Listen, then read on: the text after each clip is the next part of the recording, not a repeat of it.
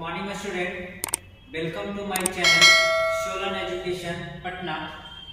आज हम लोग ऑब्जेक्टिव क्वेश्चन डिस्कशन करने जा रहे हैं आइसोमेट्रिक प्रोजेक्शन का।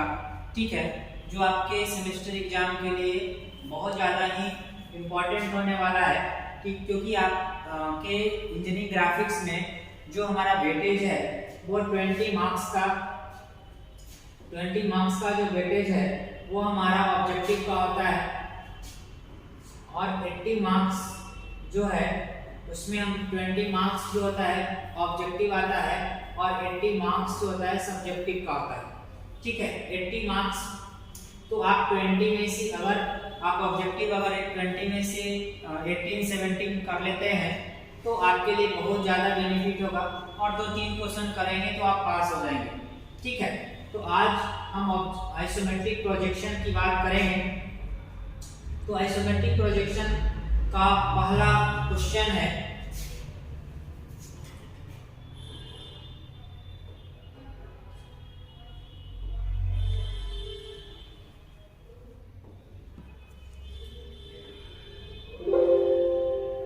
ठीक है, the value of ratio of isometric length to the true length. ठीक है, पहले थोड़ा सा हम बेसिक समझ लेते हैं कि आइसोमेट्रिक क्या होता है। ठीक है, आइसोमेट्रिक का मतलब होता है, आइसो मतलब होता है इक्वल, और मेट्रिक मतलब होता है रिड्यूस मेजरमेंट। ठीक है, आइसोमेट्रिक है जो रिड्यूस मेजरमेंट है। इसमें दो चीज हमको क्लियर होना है कि आइसोमेट्रिक प्रोजेक्शन क्या होता है और आइसोमेट्रिक व्यू क्या होता है। ठीक है, आइसोमेट्रिक व्यू में हम लोग जो लेते हैं ट्रू लेंथ लेते हैं, और जब बोलेगा कि आइसोमेट्रिक प्रोजेक्शन फाइंड आउट करने कीजिए किसी भी, मान लीजिए draw the isometric projection of circle या draw the isometric projection of cube या स्क्वायर, तो आइसोमेट्रिक प्रोजेक्शन अगर बोलता है, अगर ट्रू लेंथ होगा तो उसको बोलेंगे, अगर ट्रू लेंथ होगा तो आइसोमेट्रिक हम लोग व्यू ड्रॉ करते हैं। अगर हम आइसोमेट्रिक लेंथ लेते हैं तो हम लोग आइसोमेट्रिक लेंथ लेते हैं तो उस प्रोजेक्शन को हम लोग बोलते हैं आइसोमेट्रिक प्रोजेक्शन। ठीक है, तो ट्रू लेंथ जब बात करेगा तो आइसोमेट्रिक व्यू का, आइसोमेट्रिक लेंथ बात करेगा तो आइसोमेट्रिक प्रोजेक्शन का। अब एक छोटा सा होता है कि आइसोमेट्रिक अगर प्रोजेक्शन हम बना रहे हैं तो आइसोमेट्रिक लेंथ कैसे निकालेंगे। तो आपको एक स्केल बनाना होता है, नाम होता है आइसोमेट्रिक स्केल। ठीक है, जिसको हम लोग ड्रॉ करते हैं और उससे एक डाटा लेते हैं। एक जो हमारा 30 डिग्री का होता है और एक हम लोग 45 डिग्री का होता है। ये सब्जेक्टिव जब हम पढ़ाएंगे तो डिटेल्स में बात करेंगे। अब जस्ट ऑब्जेक्टिव के लिए थोड़ा इंफॉर्मेशन दे दें। इस लाइन में हम लोग क्या लेते हैं, ट्रू लेंथ लेते हैं, और इस वाले सेक्शन में हम लोग जो होता है इसको हम लोग आइसोमेट्रिक में कन्वर्ट करते हैं, आइसोमेट्रिक लेंथ। ठीक है, इसका डेरिवेशन है, इसमें हम लोग निकालते हैं और एक फॉर्मूला हम लोग यहाँ से फाइंड आउट करते हैं ट्रायंगल लॉ की मदद से। ठीक है, और हम लोग एबल टू फाइंड आउट होते हैं कि जो हमारा ट्रू लेंथ होता है जो 0.815 इनटू आइसोमेट्रिक लेंथ जो होता है, आइसोमेट्रिक लेंथ जो होता है वो बराबर होता है 0.815 इनटू ट्रू लेंथ। ठीक है, या इसी को हम लोग आसान करने के लिए हम लोग मान लेते हैं कि जो आइसोमेट्रिक लेंथ है ना वो 80%, 0.815 मतलब लगभग हम 80% में, जैसे मान लिया जाए अगर आपको बोलेगा कि अगर 20 mm डायमीटर का सर्किल है उसका आइसोमेट्रिक प्रोजेक्शन निकालिए, तो आइसोमेट्रिक प्रोजेक्शन निकालने से पहले आइसोमेट्रिक लेंथ निकालना पड़ेगा, मतलब उसका डायमीटर निकालना पड़ेगा। तो 20 का अगर मान लो अप्रोक्सीमेट 80%, तो हम लोग इसको क्या बोल सकते हैं, 16 बोल सकते हैं। और 16 mm डायमीटर का हम लोग क्या बनाएंगे, सर्किल बनाएंगे। या 20 mm साइड का अगर कोई स्क्वायर है उसका आइसोमेट्रिक प्रोजेक्शन बनाना है तो 16 mm हम लोग क्या लेंगे, उसका साइड लेंगे। अगर आइसोमेट्रिक प्रोजेक्शन की बात करेगा तो, अगर आइसोमेट्रिक व्यू की बात करेगा तो हम लोग 20 ही लेंगे, जो 20 है हमारा ट्रू लेंथ है। इसीलिए कहा जाता है कि जो आइसोमेट्रिक व्यू जो होता है ना वो बड़ा होता है compare to isometric projection. Isometric projection जो होता है वो छोटा होता है देखने में और आइसोमेट्रिक व्यू जो होता है वो बड़ा होता है। तो इस क्वेश्चन का आंसर हो जाएगा the value of the isometric, the value of the ratio of isometric length to the true length. तो आइसोमेट्रिक लेंथ, अब देखिए यहाँ से हमने एक रिलेशन आपको दिया है जो आपको याद करना है। अगर ये ट्रू लेंथ को नीचे लेके चले जाएंगे तो जो isometric length to the true length जो का वैल्यू होगा वो 0.815 होगा। हमारा जो आंसर हो जाएगा वो 0.815 आ जाएगा। ठीक है, यहाँ तक किसी को दिक्कत नहीं। नेक्स्ट क्वेश्चन है, कह रहा है कि the length in isometric drawing of the line is 20 centimetre. Same question है, what is the true length of it. ठीक है, क्या होगा इसका ट्रू लेंथ। तो देखिए अगर ट्रू लेंथ निकालना है तो अभी हमने फॉर्मूला बताया था कि ट्रू लेंथ का जो फॉर्मूला होता है, अच्छा अब इसमें उल्टा किया गया है कि length of isometric drawing of line is 20 mm। Isometric drawing का लेंथ है तो बताइए ट्रू लेंथ क्या होगा। तो हम क्या पढ़े हैं कि आइसोमेट्रिक लेंथ बराबर जो होता है कितना होता है 0.815 इंटू ट्रू लेंथ।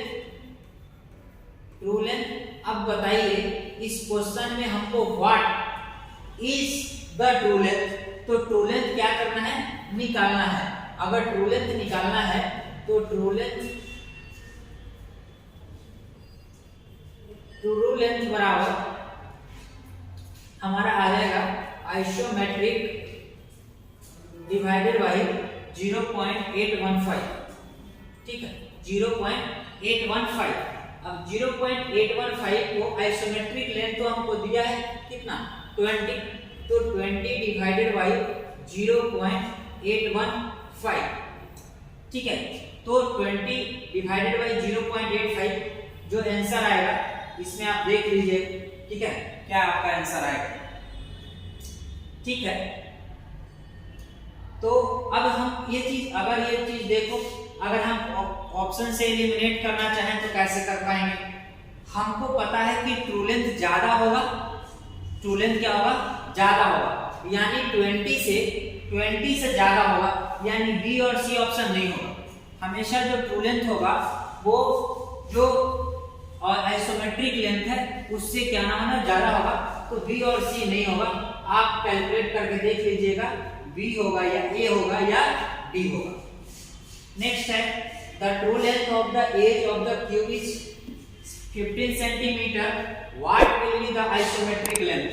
इसने पूछा कि आइसोमेट्रिक लेंथ क्या है, तो अभी अगर 15 सेंटीमीटर है तो वही फॉर्मूला में सेट करेंगे कि जो हमारा आइसोमेट्रिक लेंथ जो होता है, आइसोमेट्रिक लेंथ जो होता है वो 0.815 into true length. True length कितना 15 8 20 से 12 में लगभग है, तो आप एकदम सटा के आंसर दिया है, तो आप प्रॉपर कैलकुलेट करके देख लीजिएगा, जो आंसर आएगा टिक कर लीजिएगा।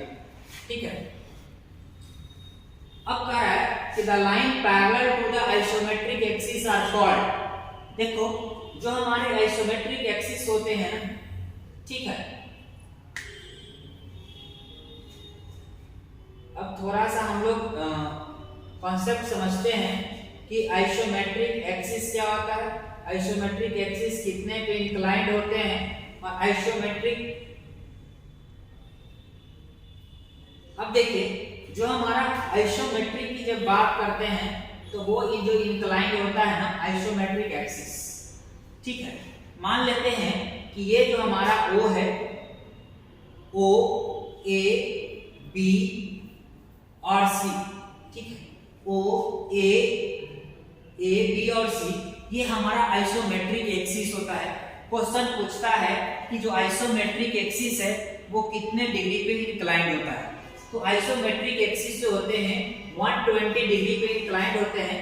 इन दोनों के बीच का डिग्री 120 डिग्री, 120 डिग्री और 120 डिग्री। क्यों ऐसा होता है? क्योंकि देखिए जो भी राउंड होता है एंगल बनाता है 360 डिग्री और पढ़ाई कर रहे हैं इक्वल, ठीक है, 3 क्वाड्रेंट होता है, सॉरी 3 एक्सिस होता है एक्स वाई और जेड। अगर 3 पार्ट में इसको बांट दें तो 12 या 36 120 डिग्री। अब कह रहा है कि अब देखो इसी से हम लोग क्या बनाते हैं, प्लेन बनाते हैं इस तरह का, ठीक है, इस तरह का प्लेन बनाते हैं। तो इसमें है कि line parallel to isometric axis, इसके पैरेलल हम लोग इसमें ड्रॉ करते हैं, इधर ड्रॉ करते हैं, इसके पैरेलल इधर ड्रॉ करेंगे, इसके पैरेलल इधर ड्रॉ करेंगे। ये सब के सब जो होगा ये और ये सब के सब आइसोमेट्रिक प्लेन कहलाएंगे। तो जो हमारा आंसर हो जाएगा कि the line parallel to the isometric axis are called isometric line. ठीक, आइसोमेट्रिक एक्सिस के जो पैरेलल होते हैं उनको हम आइसोमेट्रिक लाइन बोलते हैं। The plane parallel to any of the two isometric lines are called as isometric plane. ठीक, अभी हमने देखा था कि जो आइसोमेट्रिक एक्सिस प्लेन के जो पैरेलल होगा तो वही जो हमारा होगा आइसोमेट्रिक प्लेन होगा। तो आंसर हो जाएगा the plane parallel to any of the two isometric lines. दो आइसोमेट्रिक लाइंस के पैरेलल का जो प्लेन होगा उसको हम लोग बोलेंगे isometric plane. Isometric view of the cube is drawn, the angle between the edge of the cube with horizontal axis. एक चीज और हम लोग समझते हैं कि जब भी आइसोमेट्रिक एक्सिस जब बनाने जाते हैं ना तो दो चीज के लिए बताया जाता है कि अगर हॉरिजॉन्टल अगर ड्रॉ करना है ना तो एक आप हॉरिजॉन्टल लाइन ले लो, एक पॉइंट सिलेक्ट कर लो, ठीक है, एक ऐसे बना लो, एक ऐसे बना लो, इधर का एंगल 30 डिग्री ले लो और इधर का एंगल 30 डिग्री ले लो। ठीक है, ऐसा क्यों कहा जाता है कि एंगल 30 डिग्री लेने के लिए? क्योंकि अभी बताओ कि जो हमारे आइसोमेट्रिक जो एक्सिस होते हैं उनके बीच का एंगल कितना होता है? 120 डिग्री। ठीक है, आइसोमेट्रिक एक्सिस के बीच का एंगल, आइसोमेट्रिक प्लेन के बीच का एंगल। अब देखो इस दोनों के बीच का एंगल कितना? 120 डिग्री। अब आइसोमेट्रिक बोलता है कि इक्वल मेजरमेंट है। तो अगर अब बताइए कि यहां से यहां के बीच एक हॉरिजॉन्टल लाइन जो बनाता है कितने का एंगल? 180 डिग्री का। तो 180 में से अगर 20 चला जाए तो कितना का आएगा? 60 का आएगा।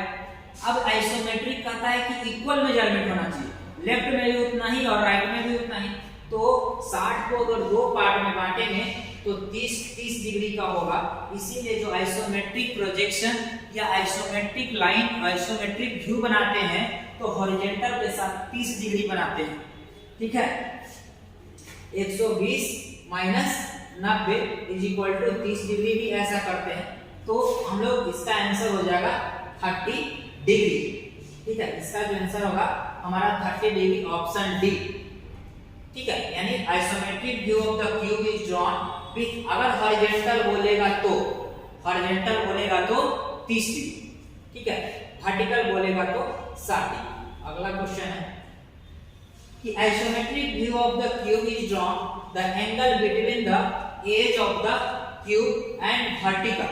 अगर वर्टिकल बोला है तो हमारा जो एंगल हो जाएगा वो 60 डिग्री हो जाएगा, 90 माइनस 30, क्योंकि ये पूरा का पूरा 90 डिग्री हो जाएगा। और ऐसा वर्टिकल है तो इस दोनों के बीच का एंगल कितना हो जाएगा? 60। ठीक है, उसके बाद तो हमारा isometric view of the cube is drawn, the angle between the edge of the cube and the vertical will be 60 degree. उसके बाद कह रहा है कि the true length of the cube, true length of the cube is 40 centimeter and the isometric view of the is length drawn, length would be decreased to। अब देखिए कहा कि ट्रू लेंथ जो है TL जो दिया है 40 mm है और आइसोमेट्रिक लेंथ अगर IL बता दे, आइसोमेट्रिक लेंथ क्या हो जाएगा 0.815 गुना 40, कैलकुलेट कर लेंगे। ठीक है, तो अब पूछ रहा है कि ये कितना से रिड्यूस कर जाएगा, तो 40 गुना 8 चौका 32, ये लगभग 32.6 इसका क्या आ जाएगा आंसर आ जाएगा। 80 अगर हम 80 बात करना इसको 80 मान लें तो 32 और थोड़ा सा ज्यादा है तो 32.6 जो हमारा होगा बी हमारा ऑप्शन जो होगा वो सही होगा। उसके बाद कहता है कि the true length of the line is 30 centimetre. True length of the line is TL जो है वो हमारा 30 सेंटीमीटर है एंड आइसोमेट्रिक व्यू ड्रॉ करना है। आइसोमेट्रिक देखिए यहाँ पे ध्यान दीजिएगा क्या ड्रॉ करना है, आइसोमेट्रिक व्यू ड्रॉ करना है। Then how much length is reduced. ठीक है, आइसोमेट्रिक ट्रू लेंथ दिया हुआ है और आइसोमेट्रिक व्यू बोला है। देखो आइसोमेट्रिक लेंथ में व्यू अगर बोला है तो थोड़ा सा यहाँ पे टेक्निकली यहाँ पे गलत है। अगर व्यू बोला है तो कोई भी रिड्यूस नहीं होगा, ये 30 का 30 होगा। मगर यहाँ ये जो इसका जो इंटेंशन कहने का है ना, आइसोमेट्रिक व्यू नहीं करके प्रोजेक्शन बोला है। ठीक है, यहाँ पे आप अगर प्रोजेक्शन करेंगे तभी ये क्वेश्चन सही हो पाएगा। इसलिए कहा कि the true length of the line is इतना, तो आइसोमेट्रिक करना होगा, तो 30 गुना 0.8, ठीक है, यानी 824। तो कह रहा है कि how much length is reduced. ठीक है, तो कितना रिड्यूस करेगा, लगभग ये कर जाएगा। ठीक है, अगर 24 पॉइंट समथिंग आएगा इसका, ठीक है 24.45 आएगा, तो क्वेश्चन में पूछ रहा है कि कितना रिड्यूस किया। ओरिजिनल 30 था और ड्रॉप किए हम मान लो 24.55, तो ये कितना से रिड्यूस किया, तो 5.5 से क्या किया रिड्यूस किया है। इसलिए आंसर जो हमारा होगा बी होगा, ना कि ए होगा, क्योंकि क्वेश्चन समझने का है। कह रहा है कि the length of the line, the true length of the line 30 है। अगर ट्रू लेंथ अगर 30 है, अब बोल रहा है कि आइसोमेट्रिक प्रोजेक्शन ड्रॉ करने के लिए, तो आइसोमेट्रिक प्रोजेक्शन में आइसोमेट्रिक लेंथ लेंगे और आइसोमेट्रिक लेंथ बराबर 0.815 गुना 30, इसको कैलकुलेट करने में मान लिया जाए ये 24 है तो 6 से रिड्यूस करता, और 24.5 तो 6 से कम से कितना है, हाउ मच से, तो 5.5 से हमारा क्या करेगा रिड्यूस करेगा। ठीक है, तो आज के लिए इतना ही। नेक्स्ट वीडियो में हम लोग इसके बाद का क्वेश्चन डिस्कशन करेंगे। Thank you.